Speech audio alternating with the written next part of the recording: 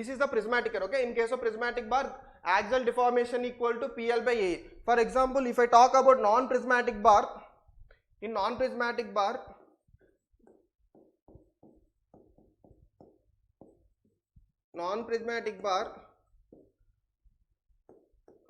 we have some cases, right? In non-prismatic bar also we have some cases.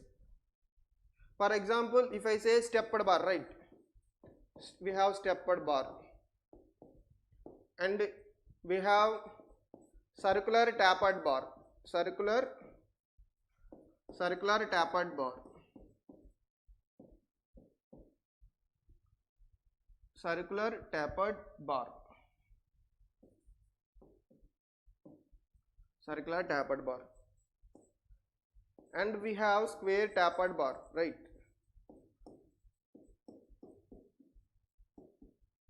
So like that we have rectangular bar with constant thickness, right?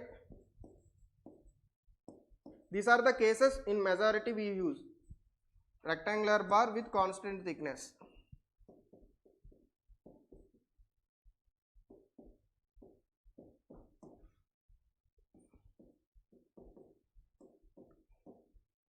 Right. So for example, in case of stepped bar,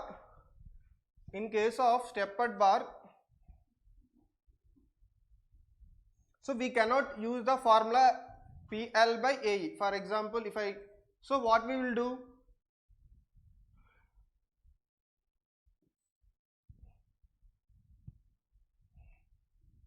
So in case of stepped bar,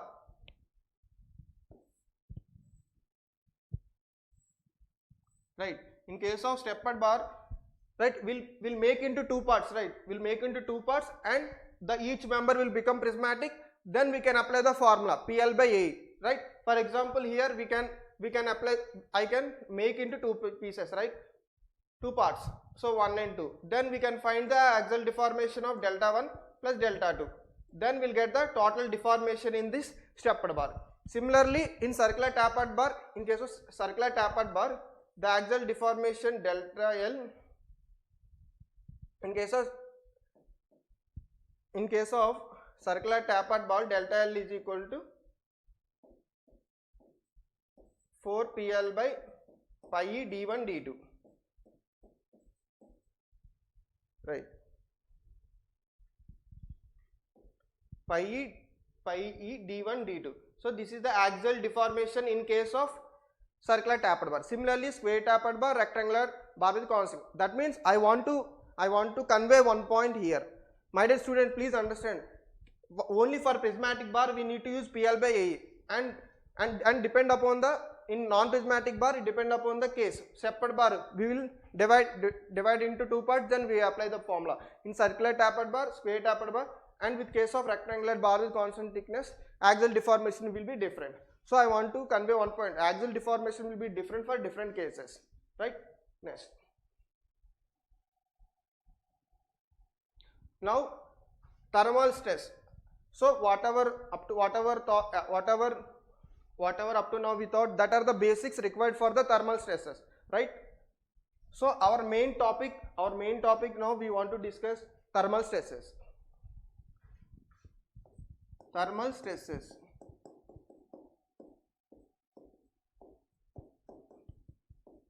Thermal stresses.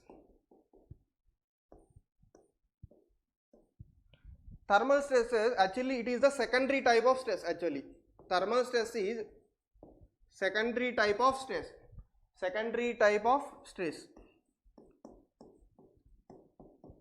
Then people have a question, then what is the primary stress? Primary stress comes due to because of the load, right? So primary stress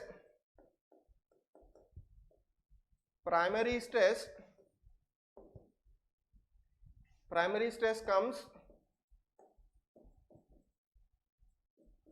because of load. Primary stress comes because of load, right? Then thermal stresses will be the secondary type of stresses, right?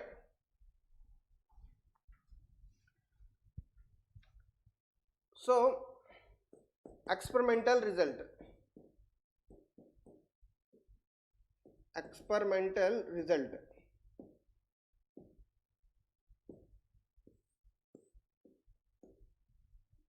let us assume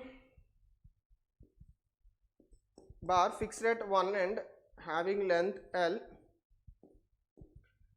So increase in temperature, right, delta T. So increase in temperature and having area A and material properties E. Now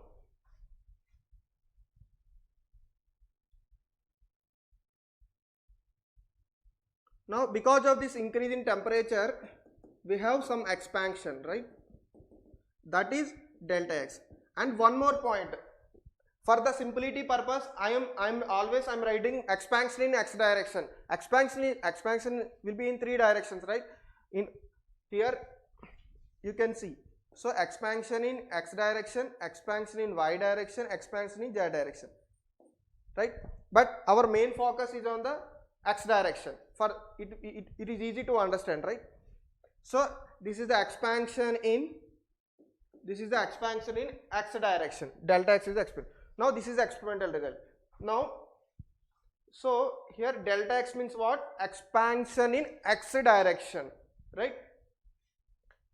Proportional to length, right? This expansion is depend upon the length.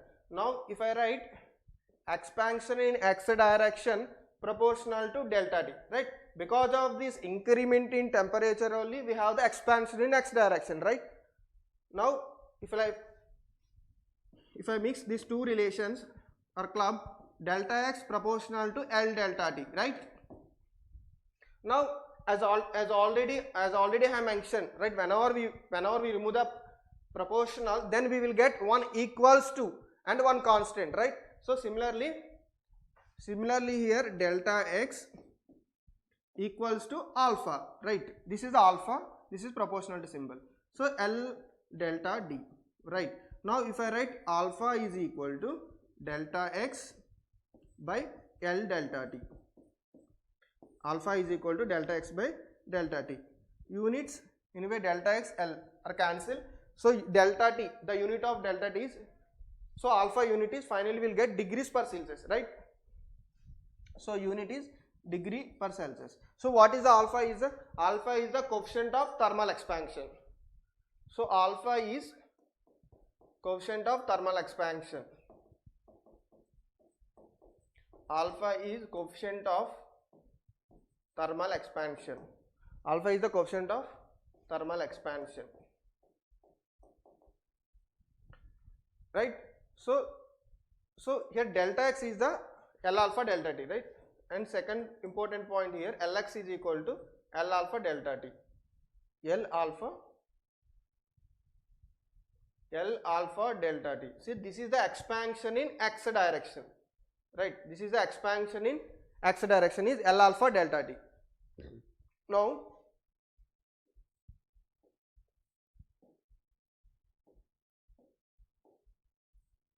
it is fixed, right? Length, breadth and height, right? So similar to this, okay, X direction length, Y direction height, Z direction breadth. Okay, already we know here expansion in X direction, right?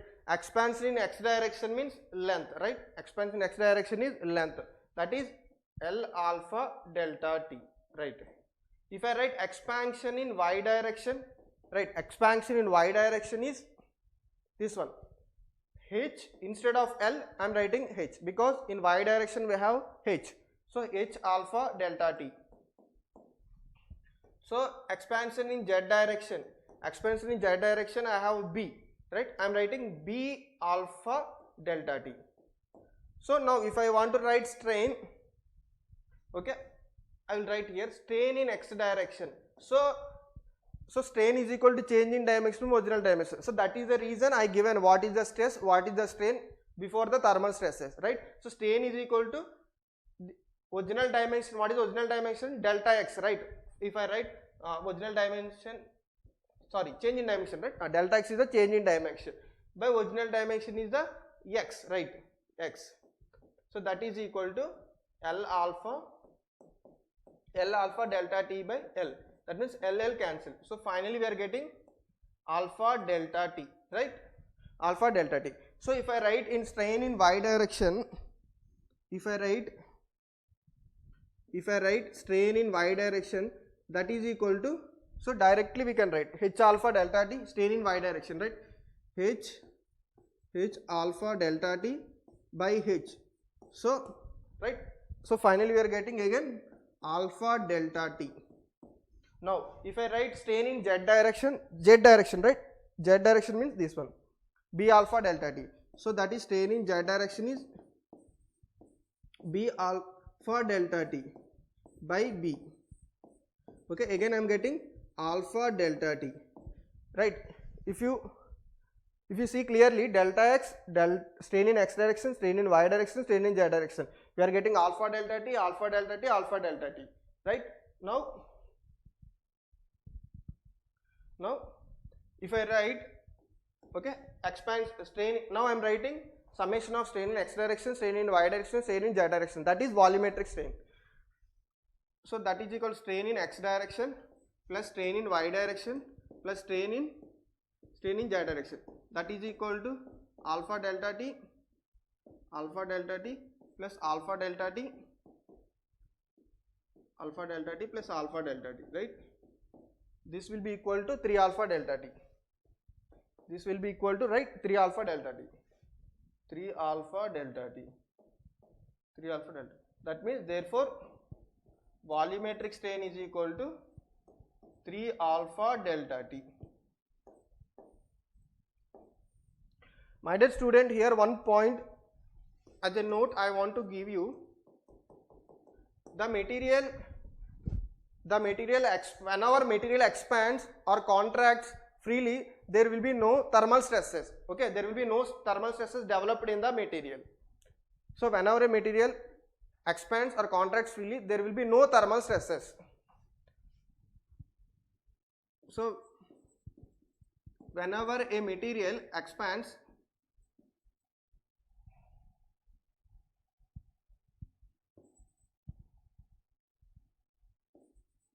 whenever a material expands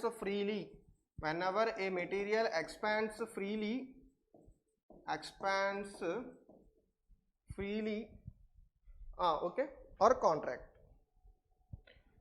Okay, whenever a material expands or contracts,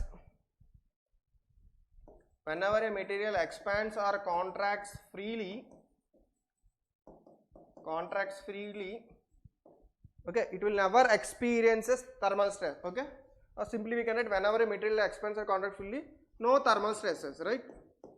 No thermal stresses, right? No thermal stresses in that direction.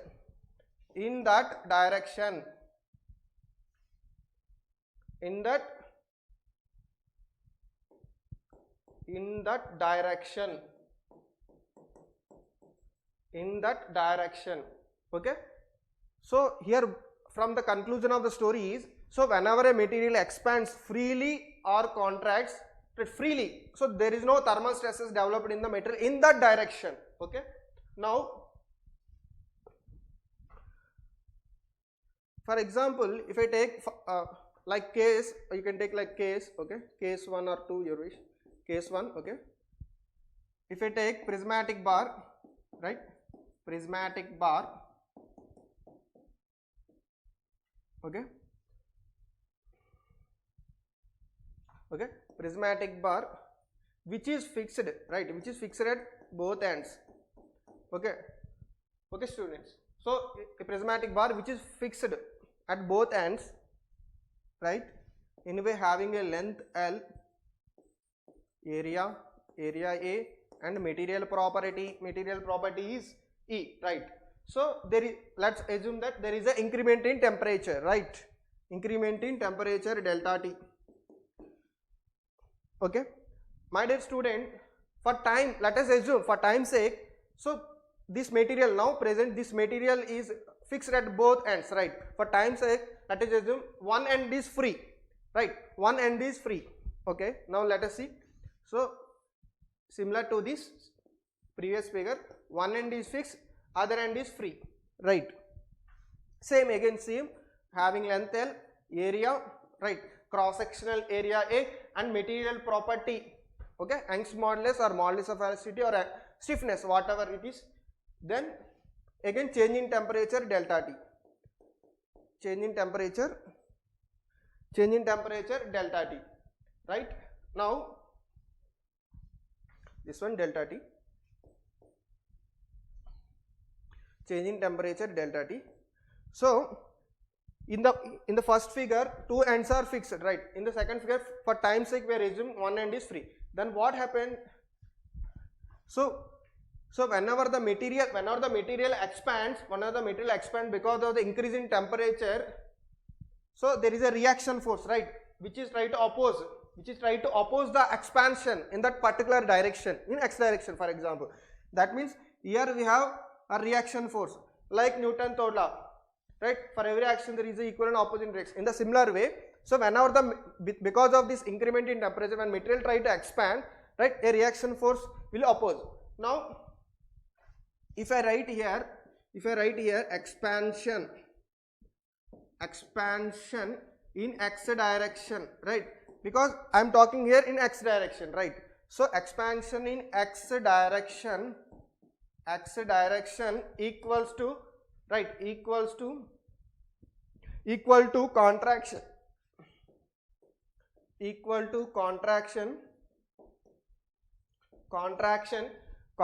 due to reaction force, contraction due to reaction force. Now already we know expansion in x direction is equal to L alpha delta T, right? So that is the reason I derived L alpha delta T in the previous, right? You can see. So that is the reason I derived. You can see here L alpha, right, L alpha delta T. So that is the reason I derived expansion in the x direction is L alpha delta T. Okay. Now you can see that is the reason I written here. Expansion in x direction is L alpha delta T, right? L alpha delta T. That is equal to contraction due to reaction force. That is now tell me, this is the case of prismatic bar, right? So in case of prismatic bar, what is the axial deformation? PL by AE, right?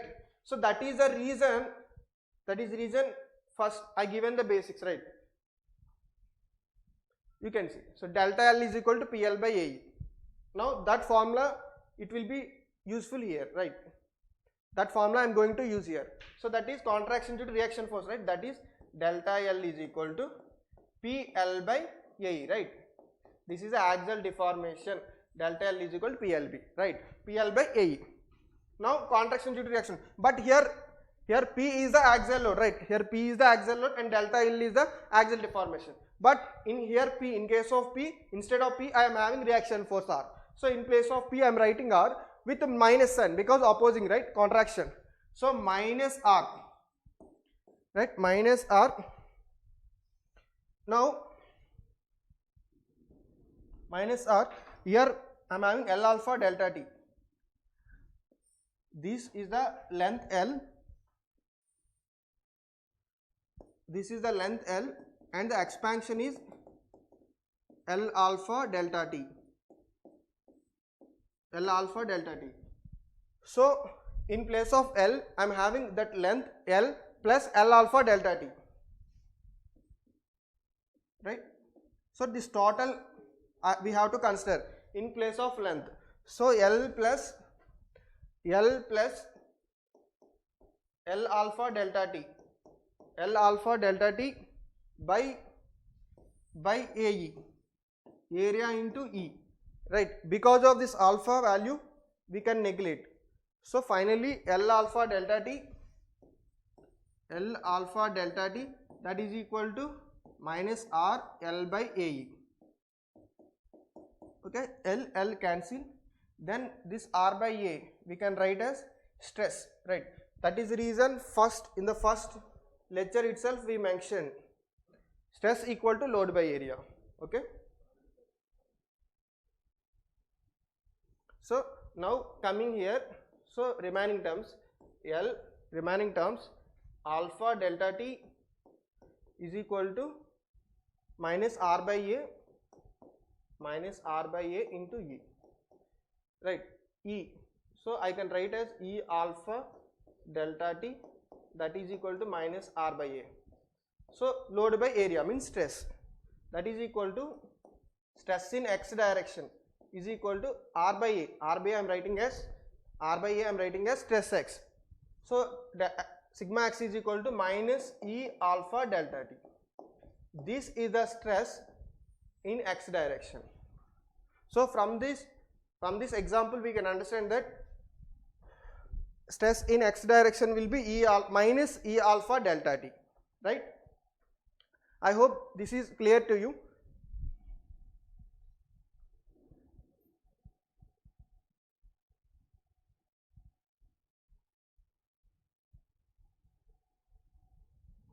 Okay, so stress in the x direction will be equal to minus E alpha delta t.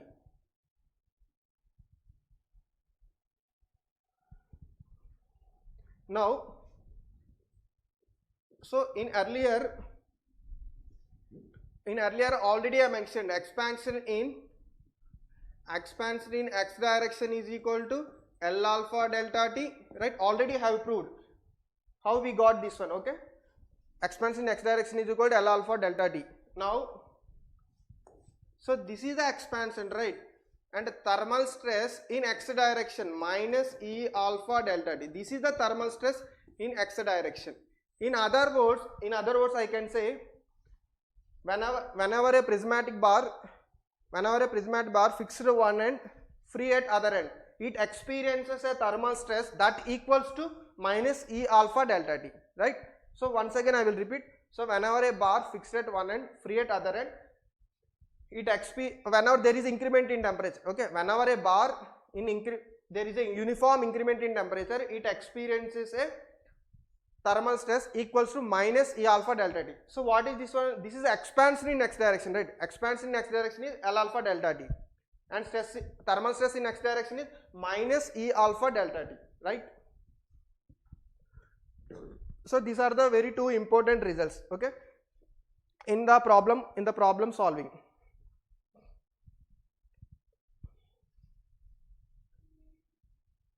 These are the two important formulas, okay. So at the